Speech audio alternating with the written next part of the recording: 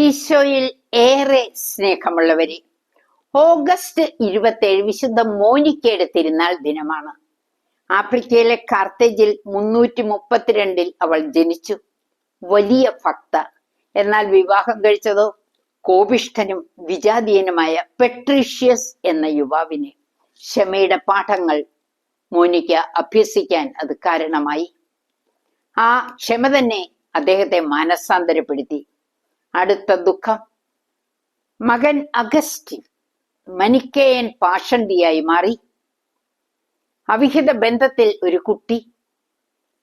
മാത്രമല്ല, പാപത്തിന്റെ പടുകുഴിയിൽ ലോകത്തിനു വേണ്ടി ലൗകായതീയനായി മാറിയ ഒരു വ്യക്തി. വിശുദ്ധ അംബ്രോസിന്റെ ഉപദേശം തേടി മോനിക്ക ആ പ്രസംഗങ്ങൾ, അതുപോലെ തന്നെ കണ്ണീരോടുകൂടിയുള്ള പ്രാർത്ഥന മകനെ മാനസാന്തരത്തിലേക്ക് നയിച്ചു. പ്രിയപ്പെട്ടവരെ, നമ്മളുടെയും ഭവനങ്ങളിൽ ഇതുപോലെ വഴിതെറ്റിപ്പോകുന്ന മക്കളുണ്ട്. പലപ്പോഴും കൗൺസിലിങ്ങിൽ ഒത്തിരി കംപ്ലൈന്റുകൾ അമ്മമാര് പറയുന്ന കേട്ടിട്ടുണ്ട്.